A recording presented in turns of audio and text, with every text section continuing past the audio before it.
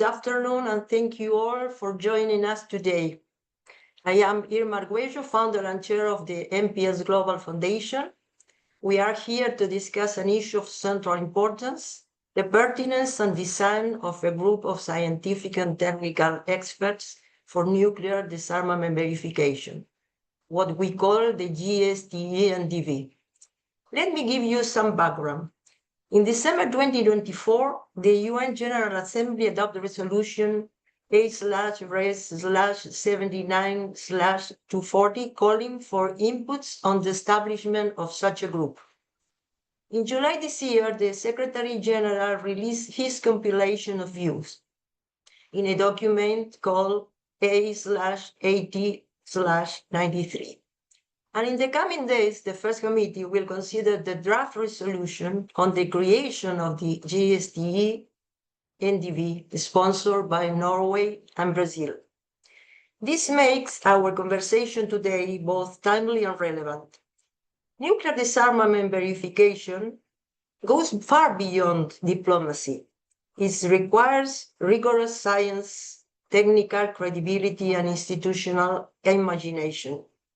Our aim today is to share findings and to reflect on why this mechanism is feasible, necessary, and why it matters for the future of multilateral security. Verification is more than a technical exercise. It's the bridge between commitments on paper and security in practice. Therefore, the GSTE-NDV should not be an abstract idea, but a concrete step toward making nuclear disarmament irreversible, credible, and transparent. Today's agenda reflects that ambition. After my introduction, Larry McFall from VERTIC will frame the discussion. We will then hear perspectives from states sponsored the resolution. We have here Tor Henry Andersen, a special envoy for disarmament at the Norwegian Ministry of Foreign Affairs, Erika Campos from the Brazilian mission to the UN. And after that, we will turn to the non-governmental contributions. We have here Graham Christopher, who will present VERTIC's findings, and Emiliano Buiz, we will share NPSGLOBAL and the Latin American NDV Hub's proposals gathering in the report Building the GSTE-NDV, elaborated by an independent high-level group of experts, some of them present here. Finally, we leave some time for exchange and reflections. Please write your questions and comments on the Q&A button. With that, let me hand over to Larry to set the stage. Larry, the floor is yours. Thank you.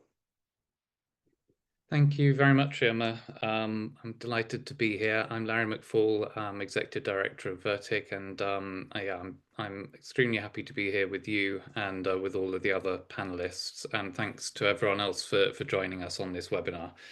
I'm just going to attempt to share a PowerPoint right now. So if you just excuse me for a second. Let me see. Right. Okay.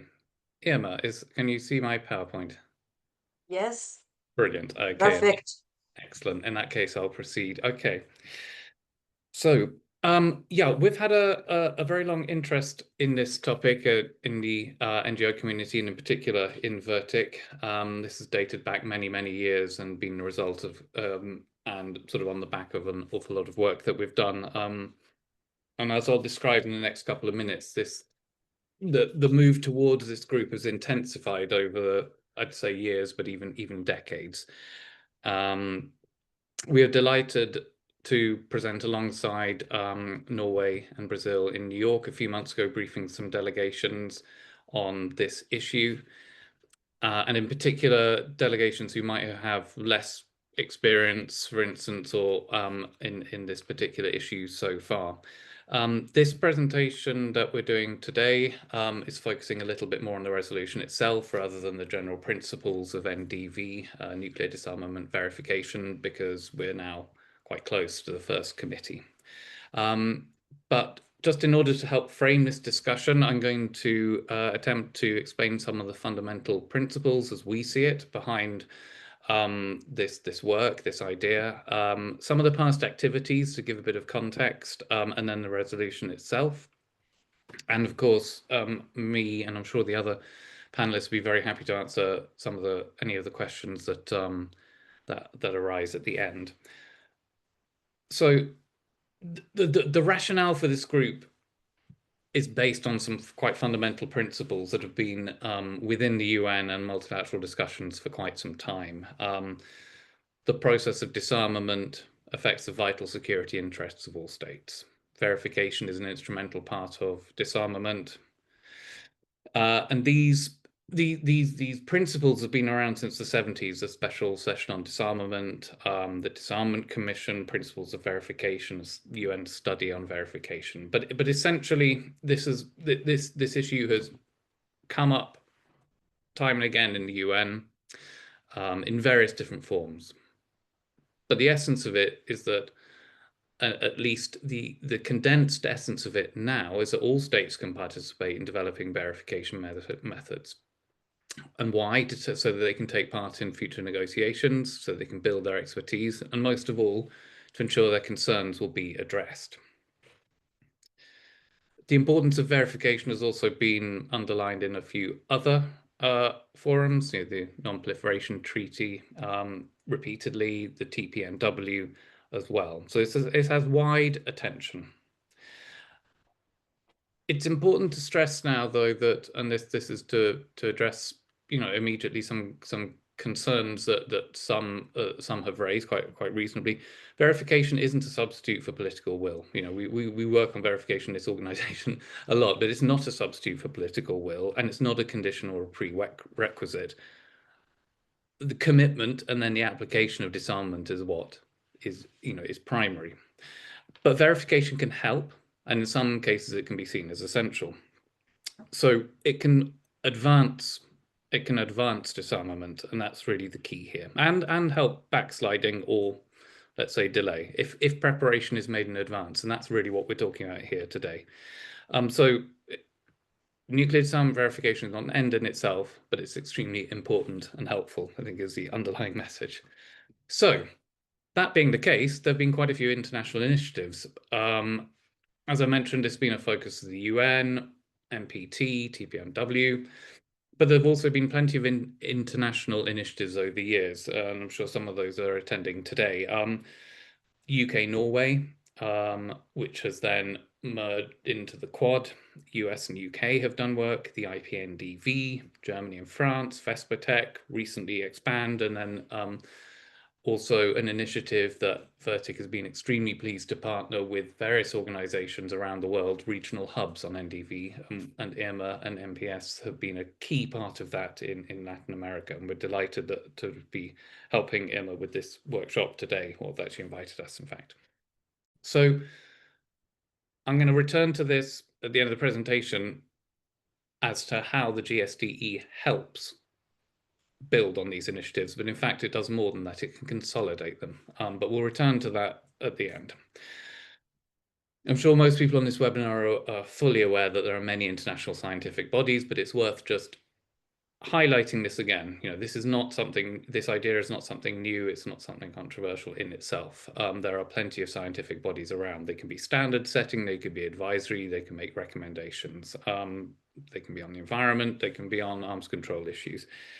Of particular interest and perhaps inspiration to this GSTE group was a group of scientific experts that laid the foundation for the CTBT.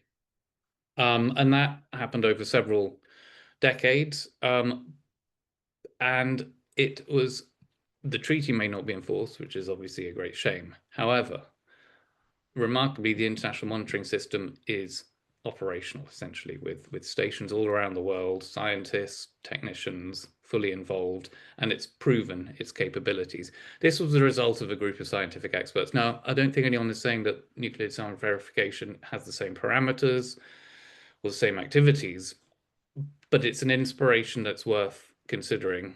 And given that at that time, part of the political situation was not particularly positive either.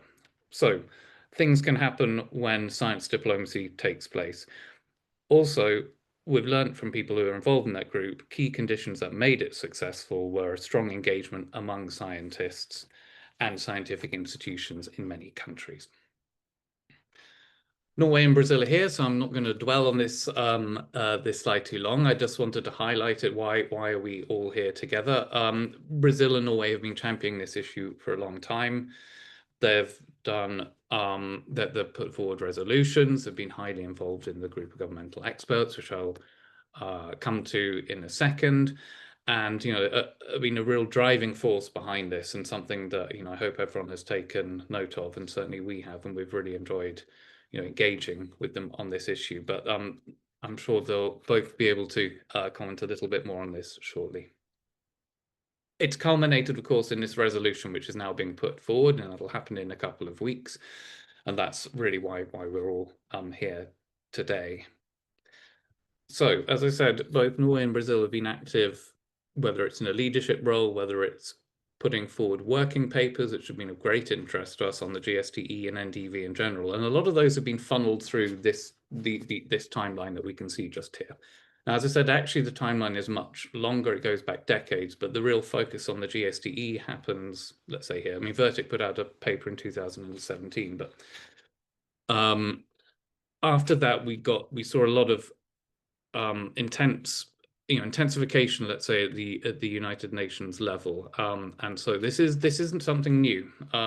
This is something that is built on a considerable amount of debate and negotiations and very careful thought.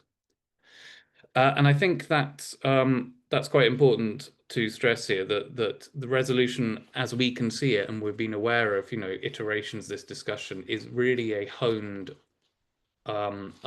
resolution that aims to take into account the views of many states and to be as effective as possible. And my own impression is that this has been very well received by many states. Certainly the resolutions have been very widely supported. So we have Brazil and Norway here. So I hope that they will be able to tell us a little bit more about their thinking about the workings of the group. But just to outline it, so you've got a sort of a visual, at least, before we move into that discussion. The essence of it is 25 members, current proposal, 3 sessions, 3 one-week sessions, and then meetings in these 3 countries. Objectives. Now, this is all the elements are probably equally important, and with budgetary issues, certain elements have taken a greater importance, but essentially, these are the objectives, and again, they're carefully honed. If you look at the language, they're considering technical challenges, appraising knowledge.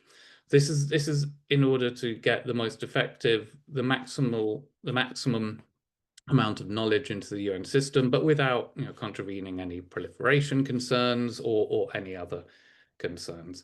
The areas of inquiry are expansive, and they cover pretty much a full range of what you would want in a disarmament endeavor. It's not focusing on just one element of disarmament. We've got declarations, warhead dismantlement, removal of fissile material, chain of custody, and you can see in here all the kinds of activities that we need, such as chain of custody, continuity of knowledge, and all the various bits of equipment that we'd need to certify, authenticate, and so on. How's it going to work? Well, a sort of panel format. Again, Brazil and Norway can comment, Tor and Erica will comment on this, but I think the key to highlight here is that it's not a deliberative organ, it's not negotiating a treaty. So this is a scientific body that is looking at scientific knowledge, perhaps even curating it, perhaps even helping to be a sort of a beacon that can coordinate other initiatives. So it feeds into potential negotiations. And that's an important way to look at it. So why now? Well, I think it's hopefully clear that this is the logical conclusion of why now? Why GSTE now? Well, it's a logical conclusion of decades and certainly the last 2 years' work. There's a lot of momentum, we think, behind this idea, and that's come from the UN itself and outside initiatives. Certainly all the countries that we've talked to through our hubs and elsewhere, there's a lot of support for this. maybe in the Q&A we can go, there are an awful lot of different angles and questions as to why it's beneficial for all states now, why it's beneficial for non-nuclear weapon states now, and we'll be very happy to talk about that. But essentially what you have is an opportunity to consolidate what has happened, all the negotiations that have and discussions that have happened, into the UN. And why the UN? Well, it's the only really actually multilateral body, so you can have full representation. It will preserve the knowledge that's agreed or considered in a way that is difficult for other initiatives to do. And VERTIC's run some of them, so hopefully our reports and things will stand the test of time and will be looked at forever. But the UN gives it a slightly different angle, of course. It gives it an authority and a type of preservation. Representation can also be, you can have full geographic representation, and you can have open discussions.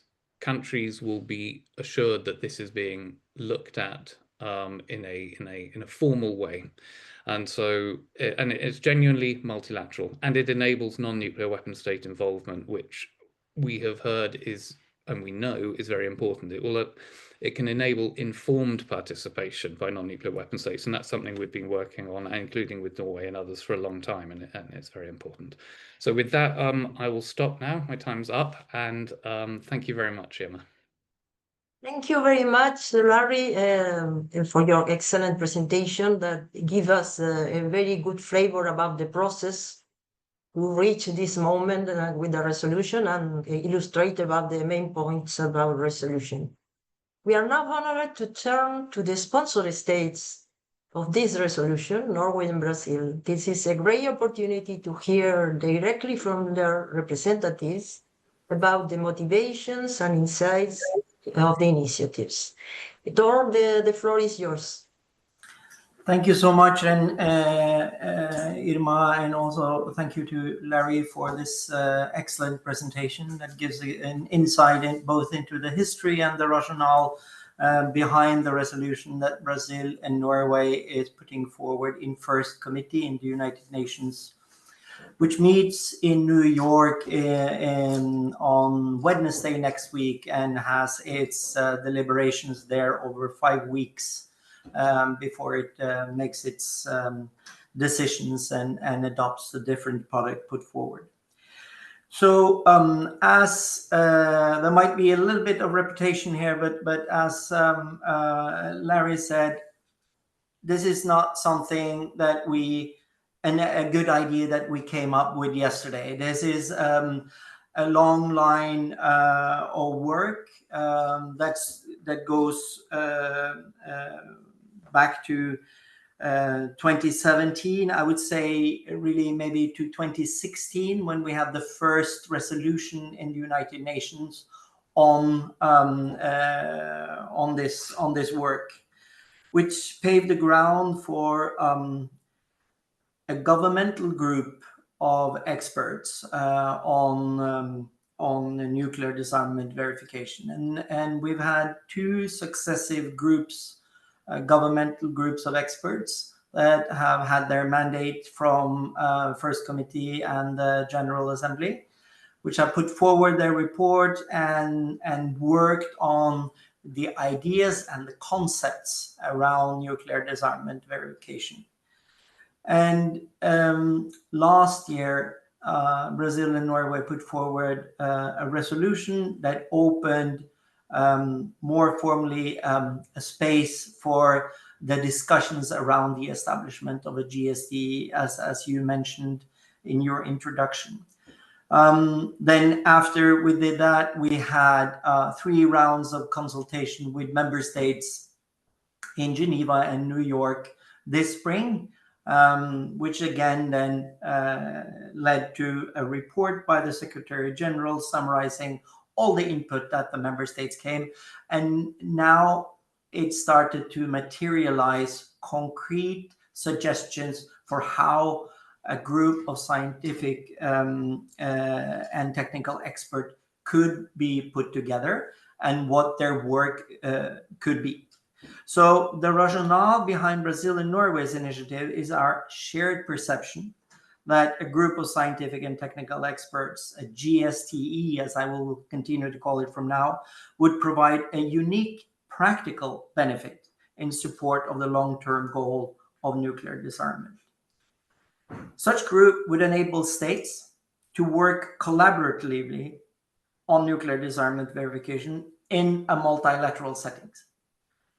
As was said in the introduction, there have been many nuclear disarmament verification initiatives. So practical setups have already been made and utilized in different agreements and arrangements bilaterally.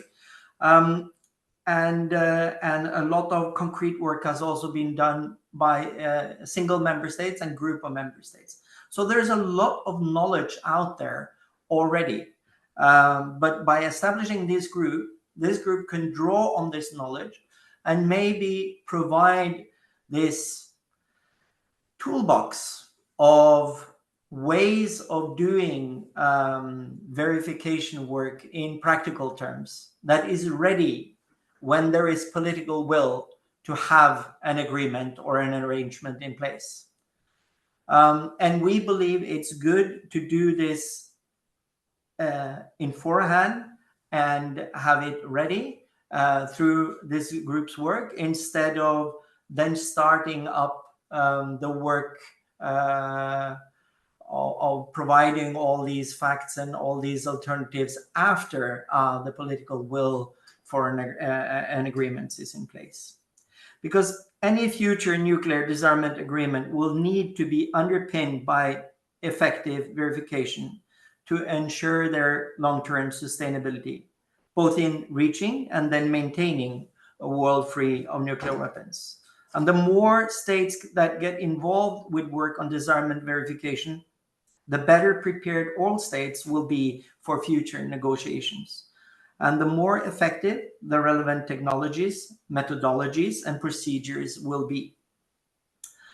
We have also focused, and I'd like to underline that, that capacity building is essential to the work on nuclear disarmament verification. So we have put that element into the resolution because we believe that there should be an opportunity for knowledge sharing and capacity building also for those who don't have the capacity at this stage. And let me also stress that verification should never be used as an excuse for not making progress on disarmament. If there is political will, such progress can be found. And finally, I'd like to say that the continuous erosion of the world's nuclear security architecture and the protracted stalemate in the nuclear disarmament agenda only makes collaboration in nuclear disarmament verification all the more relevant and important. And we are now in a situation where this work actually has been moving forward, and it's bringing parties around the table for concrete discussions, which we believe is extremely helpful. I'll leave it with that now, and then I would be happy to come back and answer more concrete questions on our thinking around the resolution, and also about the setup and the continued process. Thank you. Thank you very much, Tor. Let me invite now to Erika Campos from Brazil to take the floor and share Brazilian views. Thank you, Irma. Thank you, VERTIC and the NPS Global for organizing this webinar. Larry's presentation was excellent. Thank you for framing the discussion in such a good way. And Tor as well for presenting our joint view of NDV. Indeed, it's we've been doing this together for quite some time now, and probably I'll say many things that he just said, but it's always important to communicate the rationale behind this initiative, and events like this webinar. It's important to provide a better knowledge about our purposes. From Brazil's perspective, this is not another NDV initiative. We are building on previous resolutions, GGE reports, and SG reports. So we are talking about follow-up, and this is very important in our field. In multilateral environment, we know that radical changes are rare occasions. So we need incremental gains to keep things going. So in disarmament, this is not different. So we are building on things that are already there. We are building on the perspective of member states about this topic. So in this regard, the consultations mandated by Resolution 79/240 were particularly useful. I really recommend, of course, most of you already know what's there, but the views of states are very useful to grasp the broad support of the initiative. So if you look at the SG report and the views provided by member states, we perceive that we have broad support to the initiative. And states that are involved in other NDV platforms, such as IPNDV, the Quad, and other bilateral initiatives, they support the GSTE because when established, it will provide a space for convergence to discuss ideas, methodologies, and technical aspects that have been discussed in a scattered way, in a not so very coordinated way. So the GSTE would be a multilateral platform for that. The discussion would be more inclusive, and this is super important to provide more legitimacy to any discussion in this regard. And from the multilateral diplomacy point of view, the GSTE has the potential to break the idea that NDV is a niche discussion, or the idea that this is a subterfuge to avoid real discussions on disarmament. As the previous speakers said very clear, this is not. Through its inclusive nature, the GSTE would have the effect of keeping the conversation alive, broaden expertise, involve nuclear weapon states and non-nuclear weapon states, making clear that we are talking disarmament here. This is a step, this is a tool that we want to develop. So this is not a distraction. We are talking disarmament. And NDV is a building block and an enabler, not a conditionality or an end in itself, but an enabler and facilitator. So the whole idea is around this very nature of building blocks and enabling disarmament.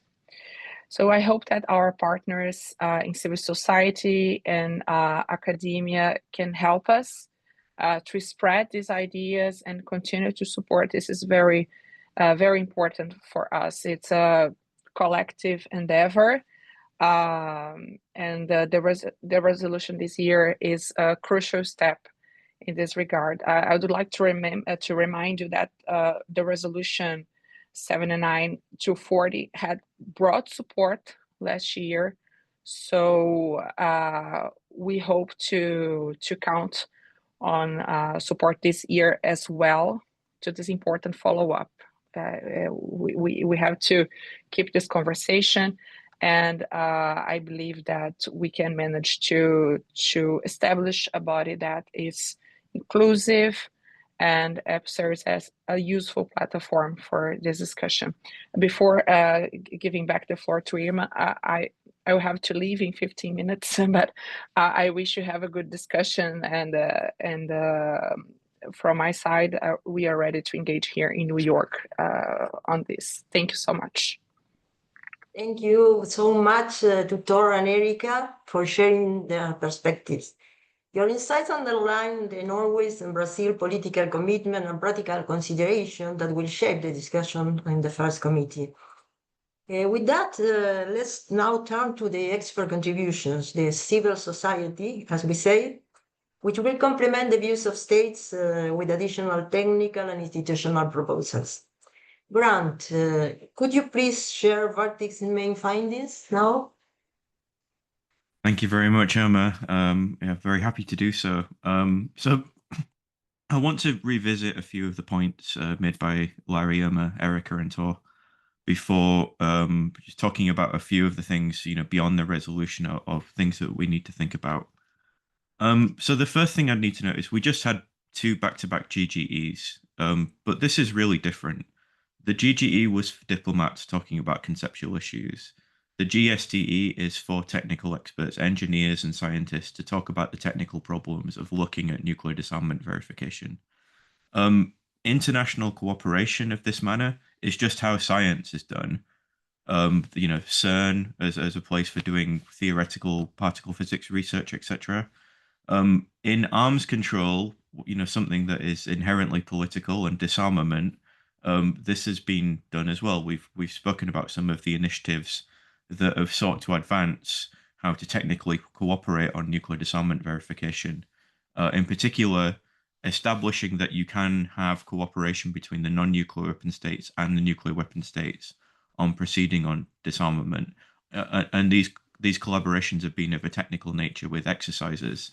So the new GSTE,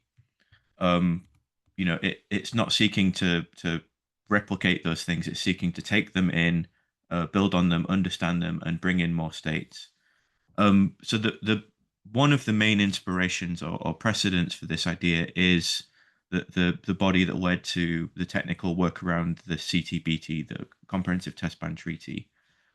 So this group has quite a long name, but it's a group of scientific experts looking at seismic activity, but it was, a bit broader than that.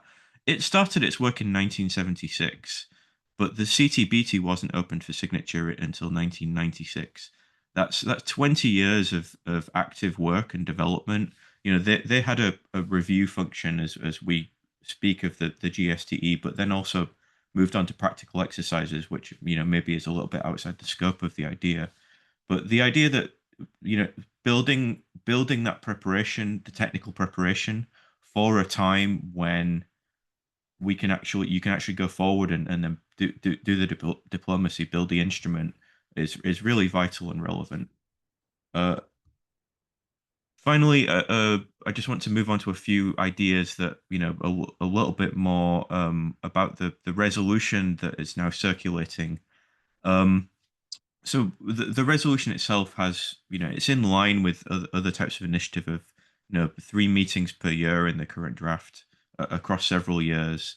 It's in line with the IAEA Scientific Advisory Group and the GSE that we've just been talking about.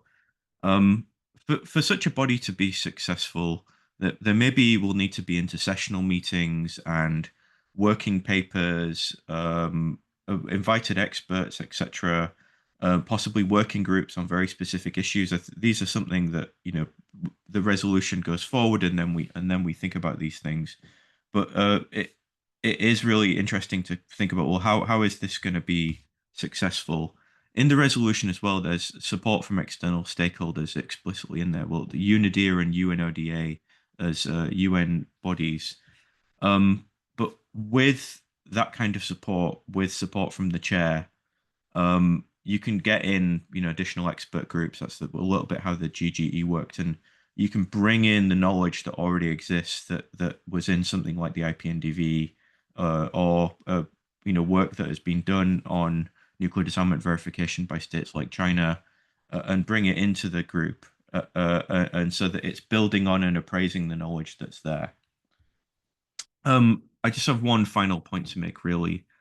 Again, it's a technical body, so it doesn't have a role in setting up future agreements. It isn't there to tell you this is how disarmament verification has to work. It's the toolbox, the toolkit analogy has been used. I like to think of it as a menu. it's building a list of things that you can choose from. Like, okay, if we need to think about how we're going to tackle initial decorrelations and warhead dismantlement and fissile material, there are plenty of ways you can do this that are technically sound that may or may not fit into a future agreement. And this group would be responsible for saying these are ready to go, and we can agree on how these things might be done. And lots of states understand how these work too. So these are then ready when the moment arises and people can actually start working on some kind of diplomatic instrument. That's all from me. So thank you very much. And I pass back to Irma. Thank you very much, Grant. Before passing the floor to Emiliano, I would encourage the participants to make questions through the Q&A button. And now, Emiliano, the floor is yours to talk about the overview of the report building the GSTE-NDV. Thank you. Thank you, Irma, very much. It's such a pleasure to be here with my co-panelists. And first of all, I would like to welcome this venue. It's not very normal to have spaces in which state representatives and also the civil society can share common views about some of these very timely and interesting aspects. So that being said, I'm going to share my screen. Hopefully you're able to see it. Yes, perfect. It's okay. So that's great. So basically what I'm going to do in the following minutes is to present some of the collective reflections we've had in a high-level expert group that has been meeting for the last months, and we have produced a specific document that could eventually help working on the group, and also providing some specific and practical information for the group to take into consideration once it's being created. But first of all, let me just join the previous speakers in addressing why, as experts, we believe that such a group should be established. On the one side, in times of uncertainty, such a technical group could eventually strengthen confidence among states. And the fact that technical expertise is at the basis of the discussions will be, I think, one of the assets of this group. Once again, the idea that it could provide a credible mechanism to translate, as Irma said at the beginning, the commitments on paper to a practice that is completely verifiable. It also ensures continuity of technical capacity within the UN system, and even I would say beyond the UN system, this capacity building on technical aspects, which is essential for the discussion on these aspects. It could also create an inclusive and multilateral platform for advancing verification, truly multilateral. That's why we think that the idea of having this group at the core of the UN can provide also this importance. It builds readiness for future arms control and disarmament agreements. So we set the technical basis that the group could eventually put forward in order afterwards for political decisions to be taken. So again, this is not political, but it provides a common ground, technical and scientific basis that this could be used in future venues for advancing these commitments. And one of the things that, as a group of experts, we reached as a conclusion is that there is no cost here involved, in the sense that what we are thinking of is an investment. We are investing in providing stability and collective security.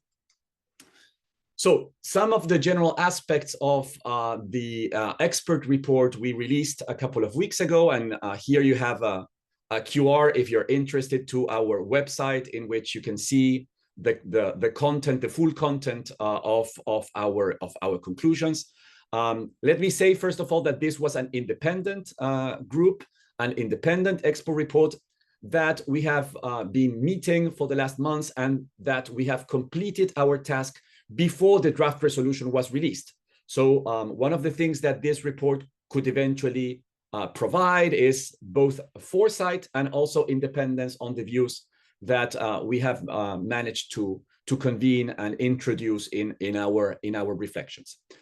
So taking into account what Grant was saying about the content of the resolution, let me quite briefly say why we think that the conclusions could be useful at this stage.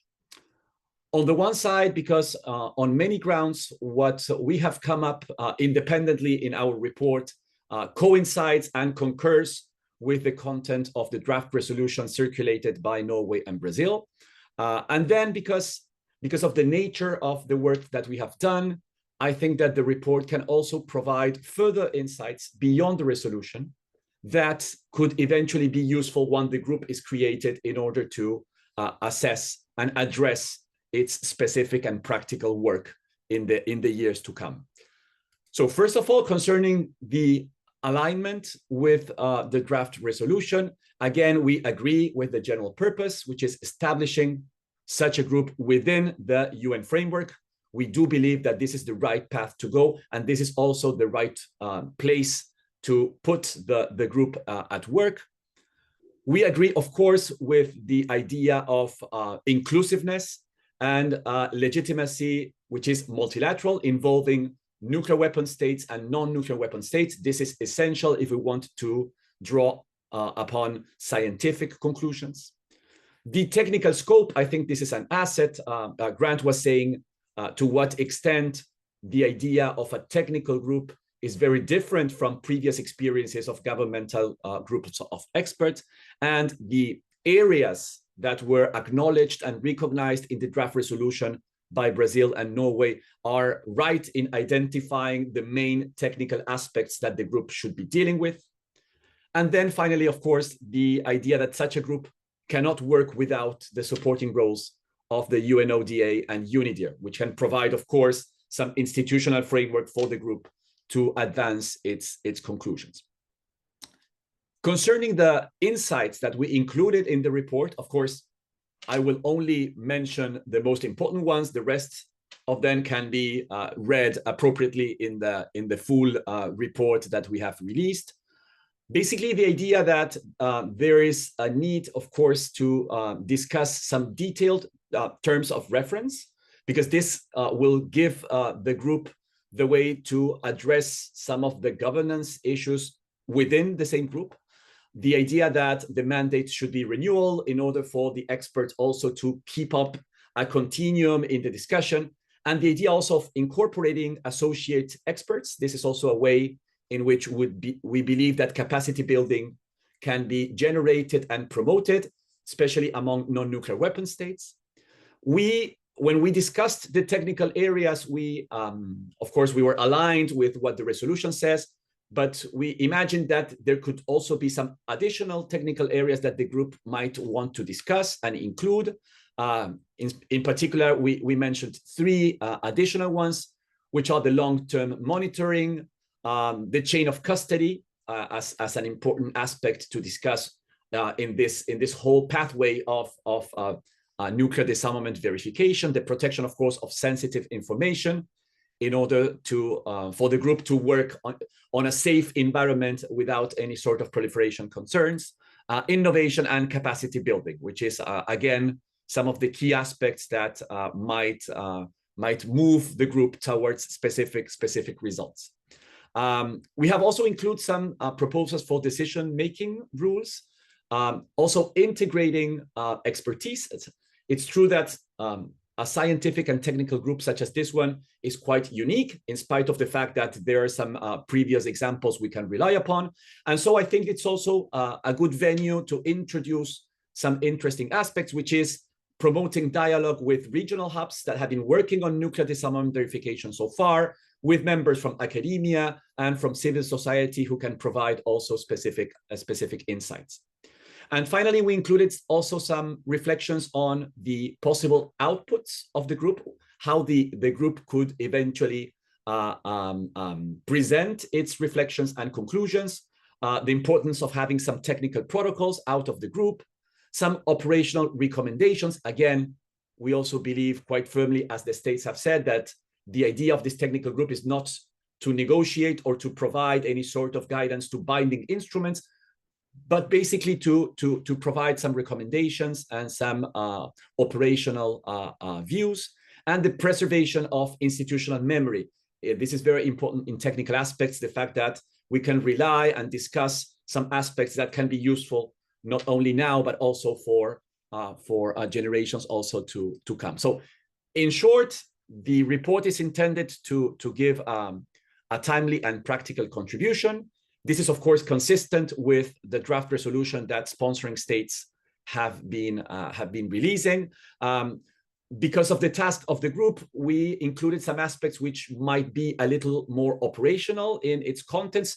And in that regard, I think that these ideas, or at least some of these ideas, could be useful for states when self-organizing the group after the resolution is being adopted. So as you can see, we are firmly supporting the resolution, and we think that there might be a lot of good things coming out of the creation of such a group.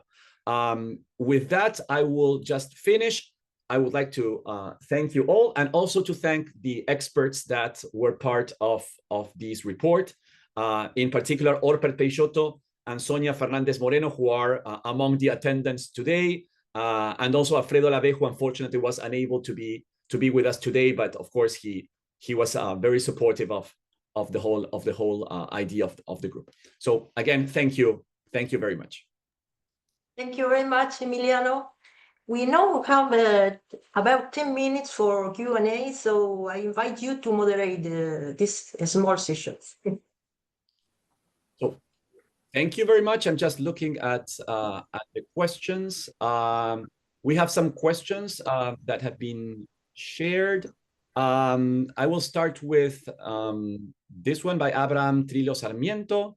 So some greetings. How can scientific and technical verification mechanism for nuclear disarmament be developed and implemented? So the whole idea is to what degree they can integrate international oversight, ensure transparency, and consider the impact of international sanctions. So this is related to a previous question I have been looking, which is how this technical group can interact also with politics, because of course we are in a context in which these areas might be politically relevant. So I don't know who would like to take the floor. I think Tor. Yes. I can make an attempt. I think, as this question indicates, there is an interlinkage between the more technical and scientific approach to nuclear disarmament verification and the tools that such a group can develop, a toolbox, a menu, as Christopher said, of ways to approach nuclear disarmament verification. And therefore, the whole idea here is to get together a group of the best experts with the scientific and the technical background who have the merits in this work to set up this menu or this toolbox, so that when there is political will and an agreement shapes between two or more parties, then they have knowledge they can draw upon when they need to set up their verification needs. So there's absolutely a linkage between the two, but we also need to understand the distinct differences between a political decided agreement on nuclear disarmament and the tools you use to verify how that agreement is implemented and that there is actual compliance with the intentions of the agreement between the parties. And that's the aspect here. But it's our intention and our belief that moving the technical and scientific part of this work forward will be helpful anyhow. And it will certainly be helpful if there is political will, or when there is political will, so that they can draw on this knowledge. So advancing verification work is neither a substitute nor a prerequisite to nuclear disarmament, nor should verification challenges be used as an excuse for not progressing on disarmament, but they are needed tools when an agreement is in place. Thank you. I don't know if anyone would like to add something to Tor's remark. Okay, we have some other questions on specificities of nuclear technology. So to what degree the group will be able to also include what's the idea of disarmament behind in terms of the technologies that are being considered. So probably this is a question coming from some technical experts. So we've discussed already the political aspect. Let's talk a little about what we considered a technical aspect as far as the resolution is concerned. I'll just talk about this with regards to new technologies, right? So the way that we'd approach disarmament right now or 5 years ago might be different to how we approach disarmament in 10 years because of the technologies available. And I'm referring really to the monitoring and verification technologies that might be available.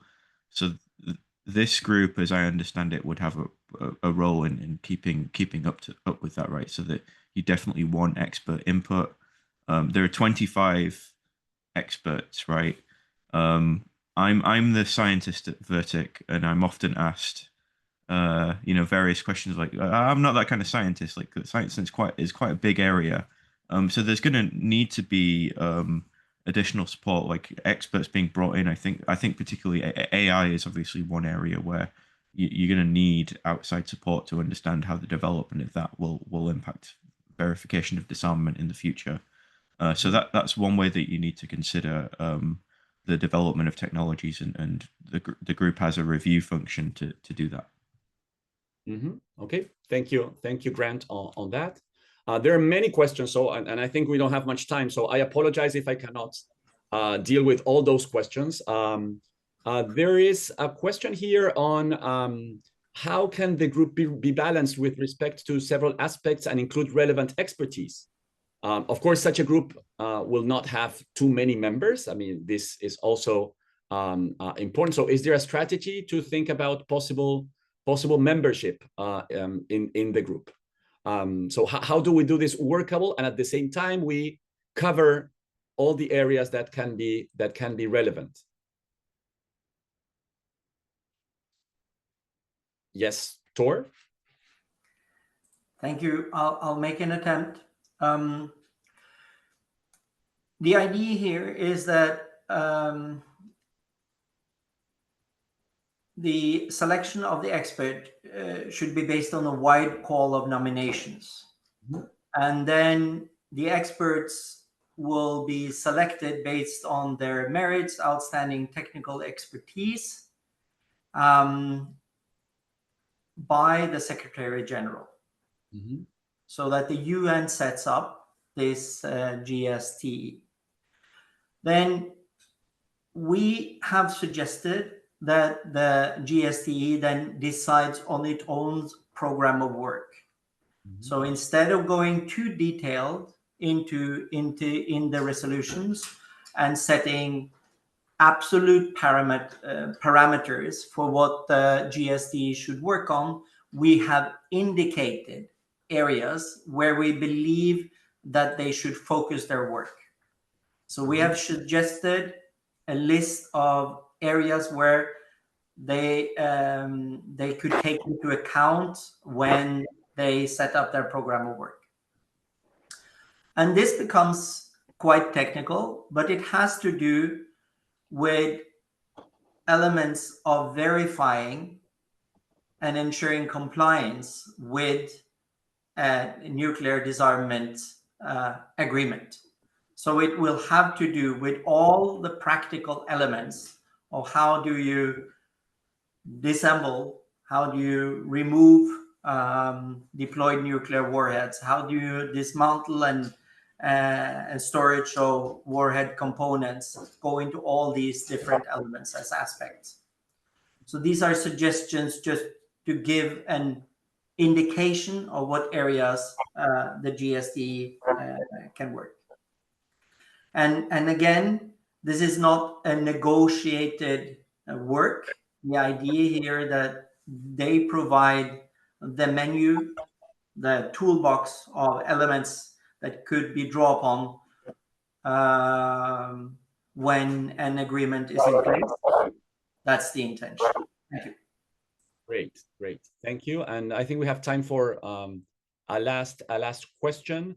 There is here one question by Kuda Mapako. She sent a question by chat about non-nuclear weapon states. So how does the proposed GSTE envision to balance involvement on non-nuclear weapon states, particularly developing states? So the question relies on why do you think this group is relevant for non-nuclear weapon states, and what role could eventually these non-nuclear weapon states play in these disarmament efforts?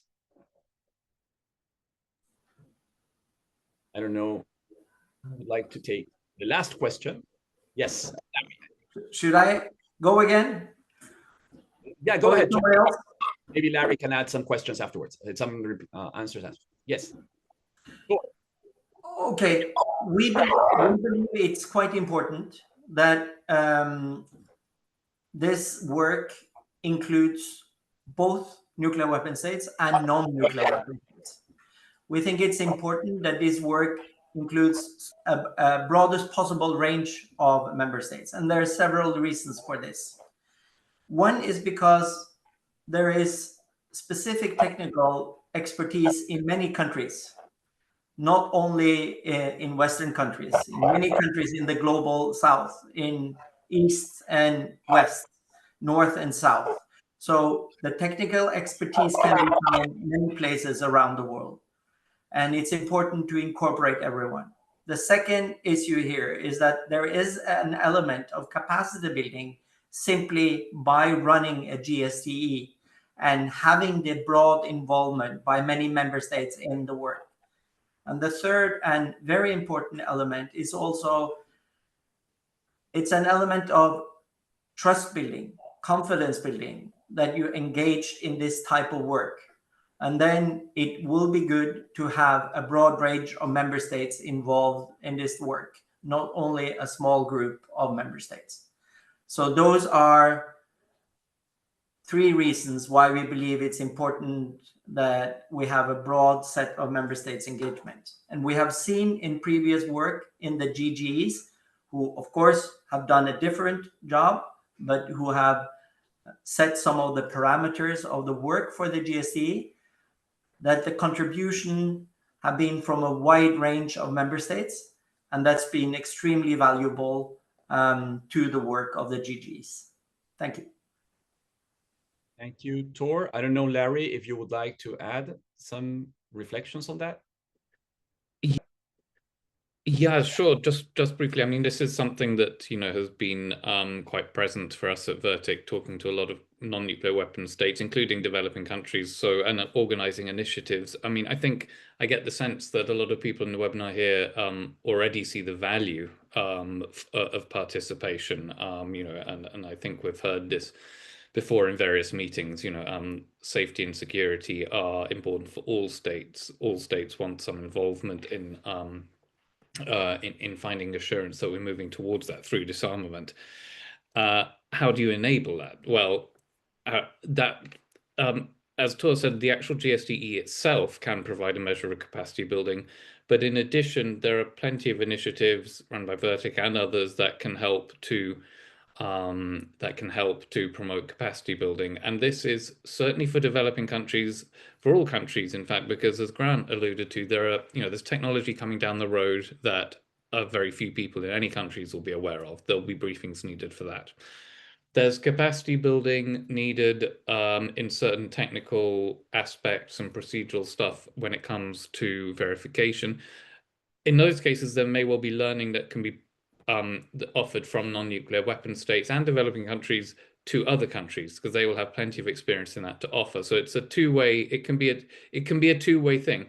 That said, you know, we still need to make sure that the funds are available for those who don't have them, and it's also important to realize that, you know, this is voluntary. What we hope is that in the UN, it'll be representative. Different countries can take part at different times, especially when they feel there maybe there's something that they want to learn about or something that they feel they have to offer. And lots of countries do, South Africa, Brazil, Argentina, Kazakhstan, but lots of countries.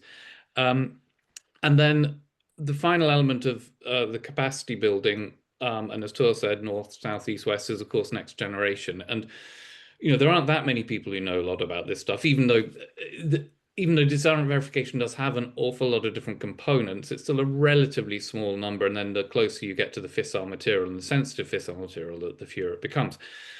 Therefore, you really do need to work on intergenerational capacity building as well in each country. And this is the case for most countries, and especially those who have less involvement in this in a particular enterprise. So there's a spectrum of capacity building, but I think there's a very significant level of commitment to that. It's in the resolution. We've worked on it. Lots of colleagues want to work on it, so that there's an appetite for it, and I think hopefully there will continue to be a vehicle for it. Thank you. Thank you, Larry, as well. So unfortunately, we have no more time in the seminar. There are some questions that remained unanswered, but thank you very much to the speakers in your points, and also for the audience. Also, thank you to their engagement and also their interest in the Irma. The floor is back yours. Well, thank you. The webinar is coming to an end. Let me close with a few words of thanks. First, to our speakers for your thoughtful contributions, and to all participants for joining us in this conversation. If there is one message to carry forward, I think that is that scientific and technical expertise is the backbone of credible nuclear disarmament verification. As the FAIR committee begins its work, hopefully the ideas shared here could enrich the upcoming debate and can help support the decision ahead on establishing the GSTE-NDV. Both VERTIC and NPS Global will continue working, as always, to provide constructive input and to support states in turning this mechanism into concrete reality. Thank you once again, and we finish with the webinar.